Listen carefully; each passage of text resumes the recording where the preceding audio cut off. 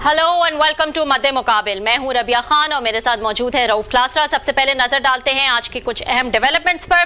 बानी पीटीआई की रिहाई ईद के बाद भी मुमकिन ना हो सकी। पीटीआई के बड़े बड़े लीडरान की तरफ से रिहाई से मुतल्लिक दावे सच ना हो सके। बानी पीटीआई को रिहाई ना मिलने पर बहने मायूस। अलीमा खान ने बानी पीटीआई की रिहाई की खबरें देने वालों को इनका दुश्मन करार दे दिया। अडयाला जेल के अंदर और बाहर क्या चल रहा है, मुल्क की सियासी सूरत हाल पर हम तफसीली गुफ्तगू करेंगे। हमारे साथ मौजूद होंगे सीनियर तज्जियाकार हफीजुल्लाह न्याजी साहब। इसके अलावा तनख्वाहों में इजाफे का मामला, वजीर आजम और पार्लियामेंट आमने सामने आ गए। मीडिया में तनकीद के बाद वजीर आजम ने चेयरमैन सेनेट और स्पीकर कौमी असम्बली की लाखों रुपए तनख्वाहों में इजाफे का नोटिस ले लिया। क्या पार्लियामेंट के मामलात में वजीर आजम मुदाखलत कर सकते हैं या नहीं, एक नई कानूनी बहस छिड़ गई। वजीर खजाना तनख्वाहों में इजाफे के दिफा में, जबकि वजीर दिफा ने तनख्वाह बढ़ाने को माली फहाशी करार दे दिया। इस अहम इशू पर भी बात करेंगे हम आज के प्रोग्राम में।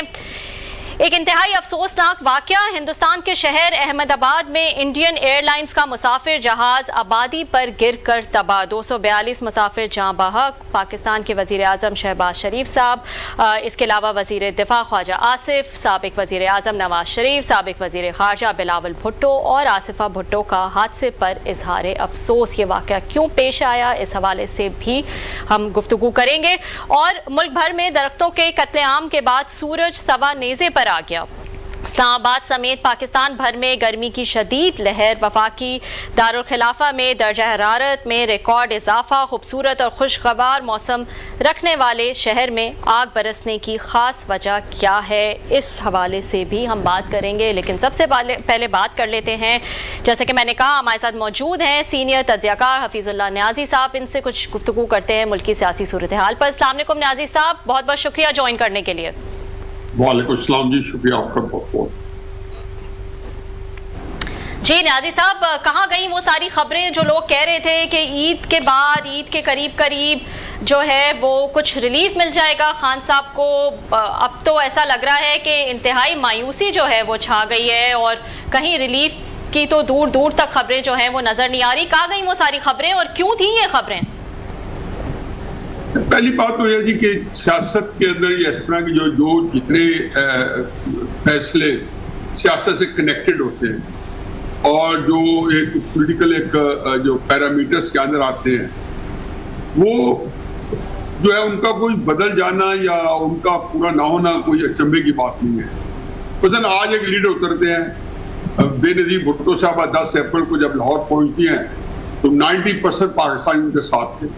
अगर आप 10 अप्रैल 1986 में 2 महीने बाद इलेक्शन करा लेते तो शायद बेनजीर साहबा जो है वो 90-95% सीट दी जाती। लेकिन 2.5-3 साल बाद उनकी जो उसमें जो अलग साहब जो है वो उनका जहाज जो है हादसे का शिकार हो गया, ये हो गया वो गया, और फिर बेनजीर साहबा या बमुश्किल जो है वो एक जोड़ तोड़ के साथ या पुलिस के साथ गवर्नमेंट बना सकी।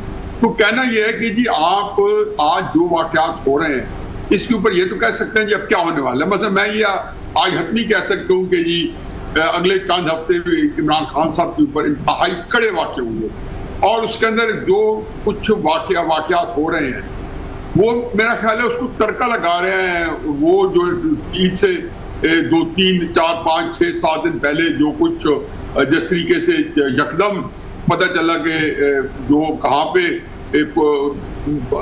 कुछ लोगों की बातें हो रही थी और कहा जा रहा था कि आप क्या लेना चाहते हैं, हम आपको गारंटी करते हैं कि आपकी शर्तिया कहते हैं कि हम आप जो कुछ मानेंगे, जो कुछ आपको देंगे और जो मानेंगे उसको पूरा करेंगे। ये बिल्कुल दिन दहाड़े प्रेस कॉन्फ्रेंस में यहाँ पे उनकी पूरी क़यादत खड़ी थी, इमरान खान साहब के जो है वो फैमिली भी खड़ी थी और वो बरमला किया उससे। तो जो वाक़यात जो आ रहे तो लगता था इमरान खान साहब शायद फिर तारीख जब 5 मई की पड़ी तो यही करीने कयास था कि जी वो रिहा हुआ चाहते हैं, हो जाएंगे।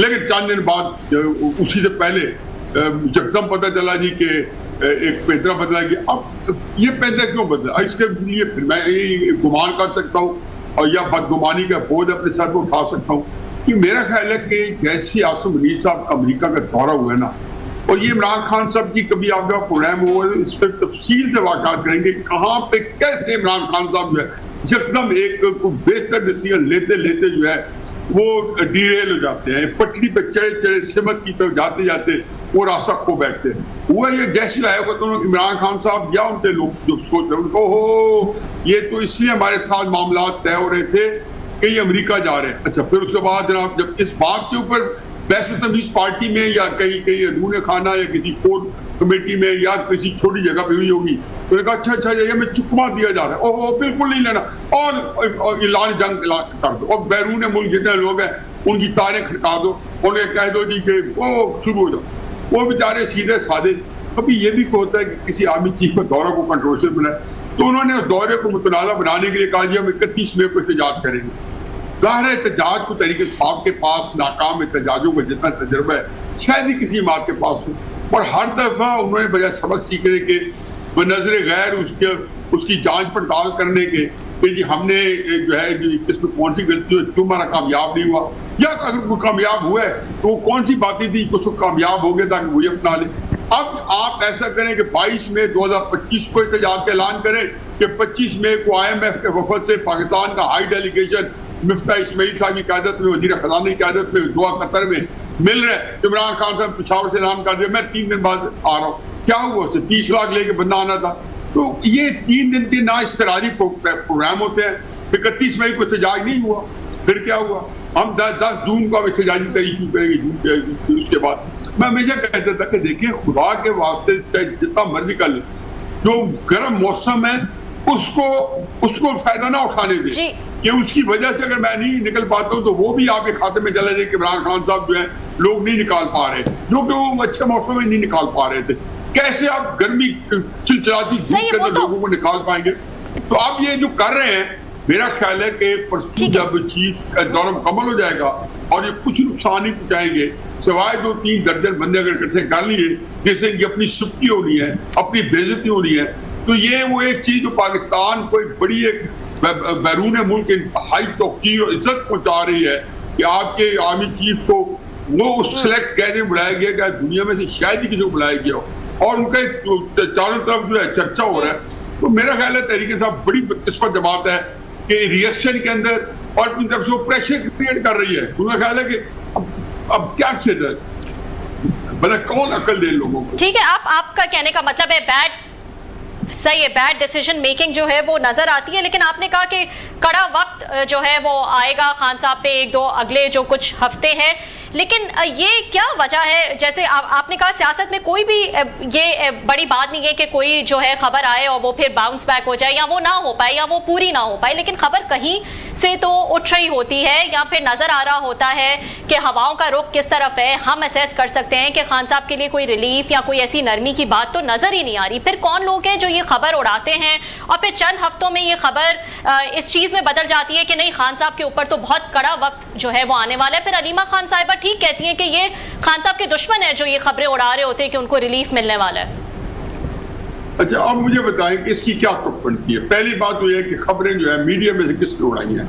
मीडिया में से नजम सेठी साहब को मैंने सुना, उन्होंने कही है, कोई और किसी साहब का कहा जाता है, और फिर मैंने किसी और तक काफी दिनों बाद मेरा ख्याल है कि कोई 25 या 26 में शामी साहब के प्रोग्राम में मैं प्रॉक्सी के तौर पर बैठा था। शामी साहब वो प्रोग्राम उस दिन अटेंड नहीं कर रहे थे दुनिया में, तो मैं प्रोग्राम कर रहा था, तो मैंने वहाँ पे ये कहा जी कि मुझे अब लगता है, और उससे एक दिन पहले अलीमा बीबी की प्रेस कॉन्फ्रेंस आई थी कि हमसे कुछ लोग, मैंने तो कॉलम भी लिखा, मैंने कहा ये तो बड़ी जबरदस्त ऑफर है और मुझे लगता ही है कि कुछ ना कुछ जरूर होगा। मैं फिर ही मानने पर तैयार नहीं था कि मेरा ख्याल था कि चलो इमरान खान नहीं तो दूसरे बीबी को फौरन रिलीफ मिल जाएगा, क्योंकि इतनी ऐसी ब्लेटेंट और इतनी देर लाइट के अंदर इतनी देर डबल प्रेस कॉन्फ्रेंस करनी के पूरा खसूसन अलीमा बीबी का जिनका पूरा एक नैरेटिव था। अब मुझे पता है फर्ज किया किसी ने क्या भी दिया, जो तो लोग हैं जिनके पास एक्सट्रैक्शन की खबरें होती हैं उनको मेरा ख्याल रऊफ प्रोसेस से ज्यादा कौन जानता है। मैं जानता हूँ, ये सारे लोग जानते हैं। वो तो कह रहे थे कि ये बेपर्द उड़ाया हुआ है नजम सेठी साहब, वो तो मुझे बार बार टीवी बुला रहे थे, कह रहे थे कि आप जो कह रहे हो तो आपको पता है कि ये मुमकिन नहीं है। मैं कहता भाई यार मेरे पास ना तो कोई जायका है ना मैं नजीम हूँ। पहली बात ये उनकी बिल्कुल बात गलत है कि जी ये एस्टेब्लिशमेंट को उड़वा रही है। एस्टेब्लिशमेंट अगर उड़वा रही है तो फिर जाहिर है अपने पार्टी रैंक्स में से जिन्होंने कही है गौर साहब, तो बड़े जिसको कहना चाहिए कि सही मानों में पॉलिटिशियन, बैरिस्टर एंड जेंटलमैन, तो वो एक शरीफ आदमी, उन्होंने कहा जी कि खान साहब ड्रा हो जाएंगे। अब हर बंदा जो है एक पॉजिटिव फील रहता है। और फिर मत भूलें कि एज ए बैकअप के लिए अगर ये कहना कि कोई पीछे मुज़ाकरात नहीं हो रहे थे, मतलब आप बताएं मतलब क्या इनको समझाएं कि ये सितंबर अगस्त में 2022 में जो बाजवा साहब ने 3 मुलाकातें की थी इमरान खान साहब ने, जो क्या करने गए थे।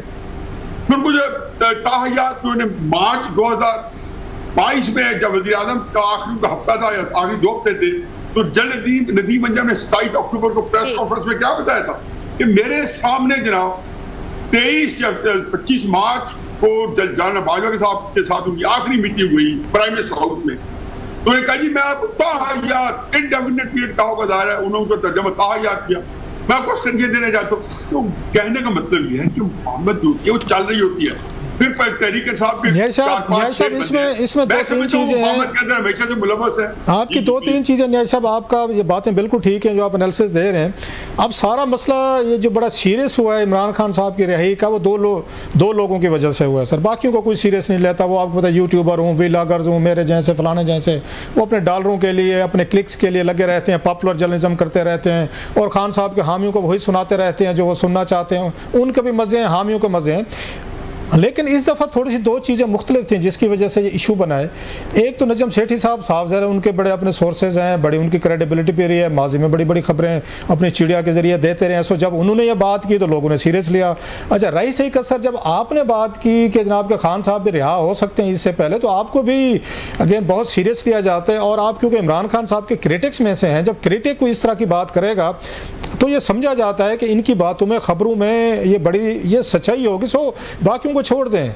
अच्छा आपकी रीडिंग या नजम सेठी साहब की रीडिंग भी हो अगर, तो आप समझते नहीं है कि या तो आप उस वेव में आप भी थोड़े से वो क्या कहते हैं कैरिड अवे हुए हैं, या दूसरे लफ्ज़ों में नो ऑफेंसेस आप भी पॉपुलरिज्म या पॉपुलिस्ट साइड पे चले गए हैं कि चलें खान साहब के हामी मुझसे खुश हो जाएंगे जैसे बाकी लोग अमूमन लोग सोचते हैं।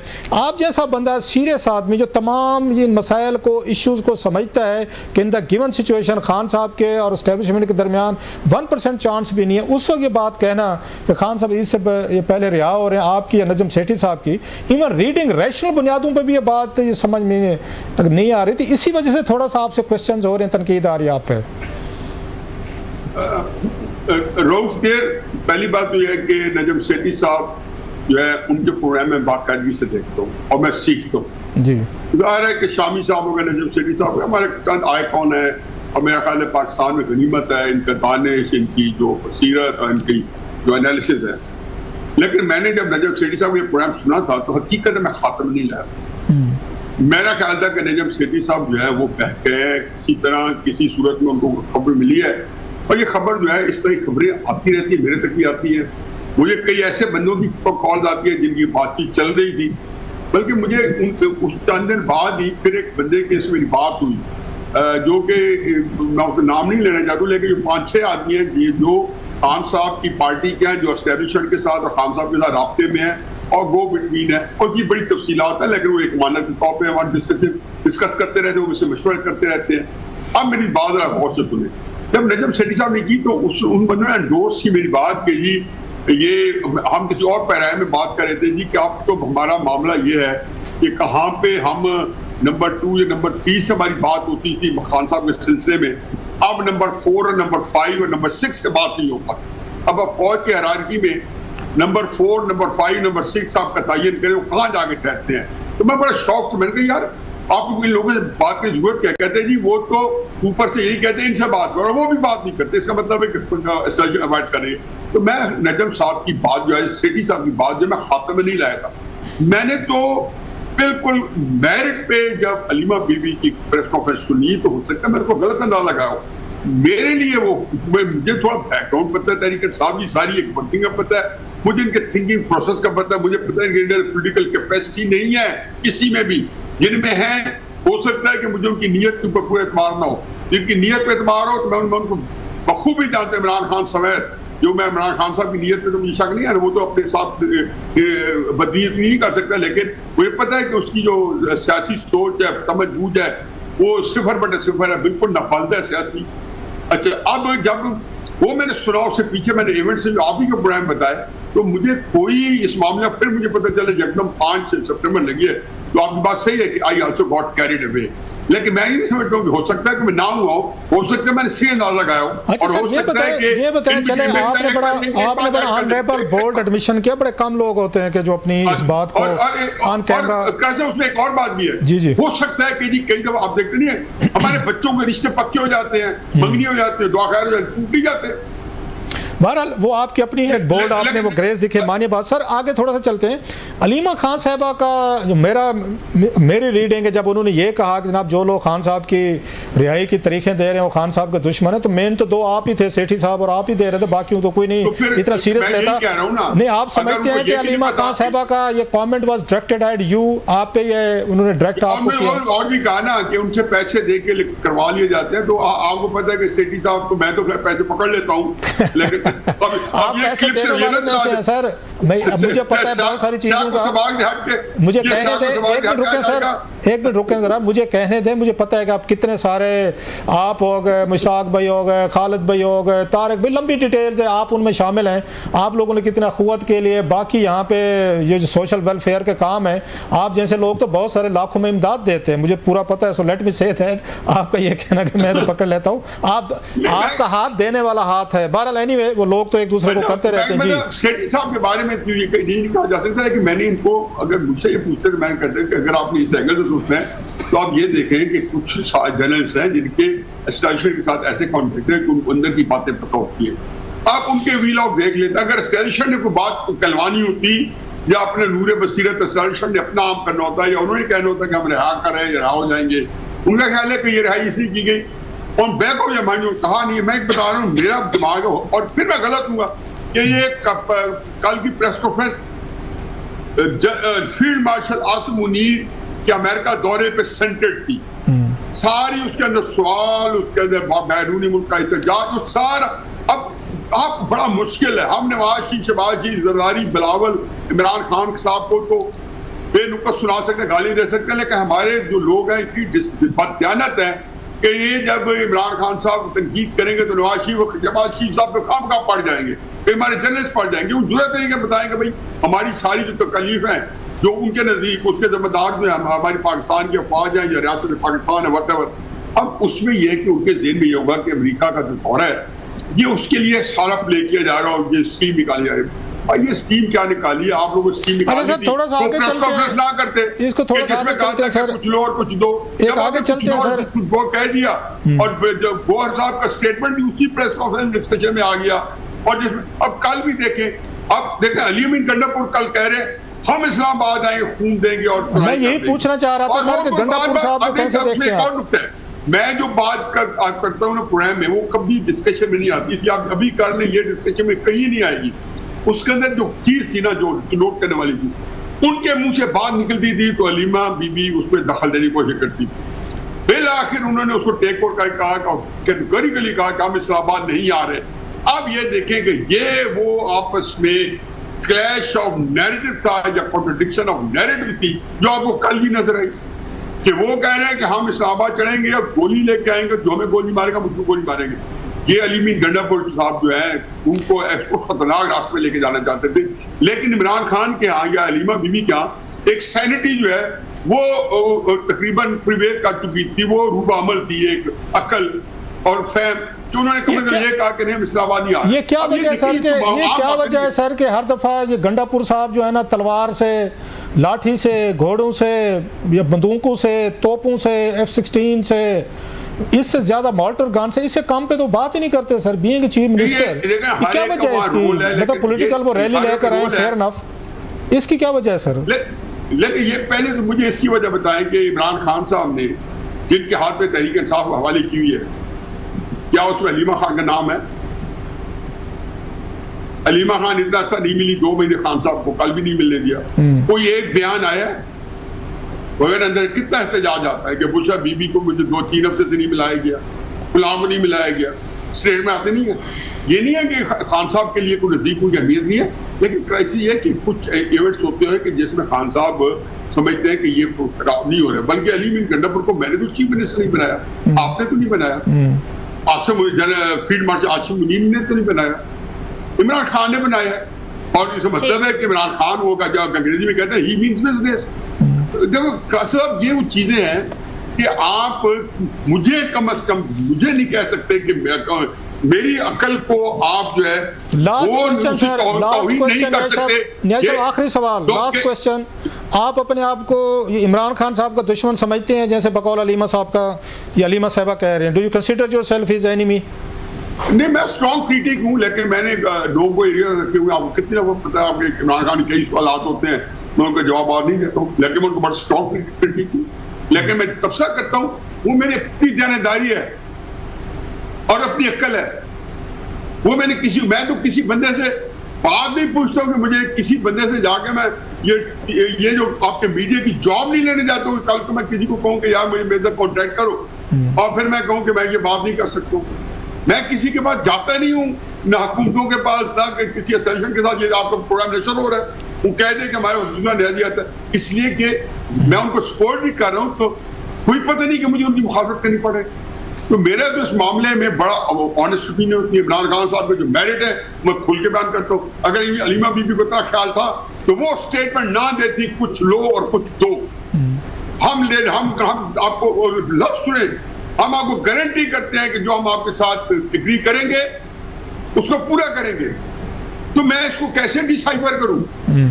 इसको मैं क्या इसका लेकिन मैं आपकी बात काट रहा हूं न्याय साहब, एक मिनट न्याय साहब, आपने खुद ही एक दफा हमारे प्रोग्राम में कहा था कि इमरान खान साहब जो हैं वो अलीमा खान साहबा को सीरियस नहीं लेते, पार्टी के लोगों को कहा हुआ है कि इनको पार्टी के अफेयर्स में ना आने दें। आपने खुद भी कहा हुआ है कि अलीमा खान साहबा को सीरियस नहीं लिया जा सकता। तो फिर जब आप अलीमा खान साहबा को आप भी सीरियस नहीं लेते, इमरान खान साहब नहीं लेते, तो आपने उनकी दो बातों को सीरियस कैसे ले लिया आप जैसे समझदार आदमी ने सर, जब उन्होंने कहा कुछ लो दो और हम गारंटीज दे रहे हैं? असल में बात किसी साको सबाक में हो रही होती है। मुझे यकीन है, मैं ये मतलब ये तो बोल नहीं सकता कि इमरान खान ब्लंटली कह के अपनी बहन को वो स्नैप करने नहीं होता, लेकिन मुझे ये पता है कि सियासत में उन्होंने कोई जिम्मेदारी बहन को आज तक नहीं दी। 24 नवंबर के लॉन्ग मार्च में 26 नवंबर को इस्लामाबाद पहुंचा था, अगर मैं तारीखें सही बता रहा हूँ, तो उसकी क़यादत बुशरा बीबी ने की थी और बुशरा बीबी रिहाई के बाद इस्लामाबाद शिफ्ट हो गई थी और पूरी केपी के हुकूमत के ऊपर वो हुक्मरानी कर रही थी। ये सहूलत इमरान खान साहब ने किसी बहन, किसी भांजे, किसी भतीजे, किसी रिश्तेदार, किसी कजन को नहीं दे रखी, ना देंगे, पीरियड। और ये आज की कहानी नहीं है, ये इमरान खान साहब अभी 30 साल की सियासत है। बहुत शुक्रिया sir ji, thank you very much न्याय साहब, वेरी काइंड सर, आपने ज्वाइन किया हमें, थैंक यू। थैंक यू, बहुत बहुत शुक्रिया न्याजी साहब फॉर ज्वाइनिंग अस। नाजरीन, एक ब्रेक ले लेते हैं, ब्रेक के बाद एक अहम इशू डिस्कस करेंगे। बजट के बाद हमने देखा कि तनख्वाहों में जो है वो इजाफा हुआ, स्पीकर चेयरमैन सेनेट की तनख्वाहों में जो इजाफा हुआ उस पर शदीद तनकीद की गई है और वजीर आजम साहब अब कहते हैं कि उन्होंने इसका नोटिस ले लिया। ये मामला कहाँ जाएगा, इस पर हम बात करेंगे after this short break. Welcome back नाजरीन। नहायत ही अफसोसनाक वाकया जो है वो पेश आया है हिंदुस्तान के शहर अहमदाबाद में। इंडियन एयरलाइन का मुसाफिर जहाज आबादी पर गिरकर तबाह, 242 लोग जो हैं वो इस पे जाबाहक हो गए और ये B787 ड्रीम लाइनर प्लेन है, सेफेस्ट एयरक्राफ्ट जो है वो इसको माना जाता है। क्लास्टर साहब, बड़ा ही अफसोसनाक वाकया था और जिस तरह इस वक्त हालात थे इंडिया पाकिस्तान के, उसके बावजूद जो है हमने देखा कि वजीर आजम ने, वजीर दिफा ने, ख्वाजा आसिफ साहब और इसके अलावा साबिक वजीर आजम नवाज शरीफ साहब, वजीर खारजा साबिक बिलावल भुट्टो साहब ने भी इस पे इजहार अफसोस किया है। तो नहायत ही अफसोसनाक वाकया पेश आया है और उस पर पाकिस्तानी जो क़यादत है उन्होंने भी इस पे इजहार अफसोस किया है। ये बिल्कुल it's a huge human tragedy और हम सब जो हैं इस पे अफसोस का इजहार करते हैं and we sympathize with the families और पीपल ऑफ इंडिया और जो इसमें विक्टिम्स हैं उनके साथ उनके लिए दुआ करते हैं।